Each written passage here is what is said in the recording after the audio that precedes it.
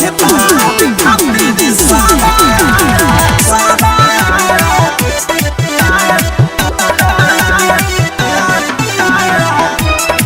समझता खातिर सारा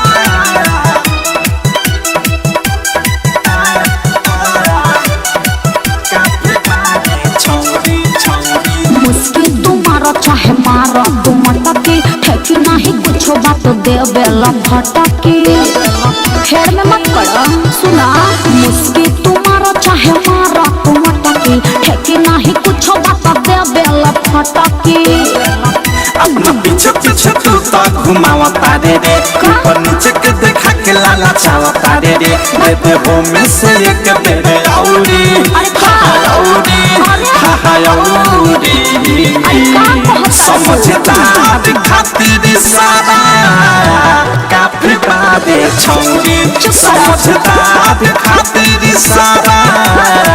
काफी बादे छौरी साफ पागल है काफी बादे छौरी समझता खातिर सारा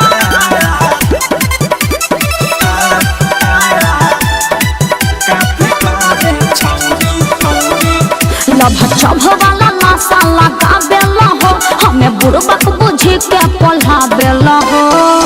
ऐसा ऐसा लड़की मत बुझ खानदानी हो छुआई नहीं होई तनी छुए द हो जवानी के रस तनी छुए द हो चुप रहा तोहर भागल दोनों पकौड़ी पकौड़ी पकौड़ी समझदार खातिर सारा काफी बादे छौरी समझदार खातिर सारा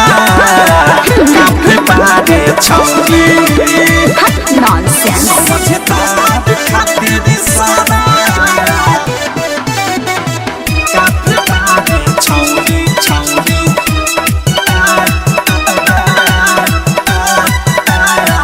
काफी बादे छौरी छौरी तोहरे कोयल भइल भकबाबे हो अरे दोसर केहू के अब हकबाबे हो ज्यादा लाशा मत लगावा साल हो गई पूरा बिक्की साल के हाल हो गई प्रेमियों न बोली है सौरी रे सौरी हाँ सौरी समझदार खातिर सारा काफी बादे छौरी समझदार खातिर सारा काफी बादे छौरी मुश्किल तुम्हारा चाहे मारा तुम अटकी ठेकी नहीं कुछ बात दे बेला फटकी अपना पीछे पीछे तू तो घुमावता रे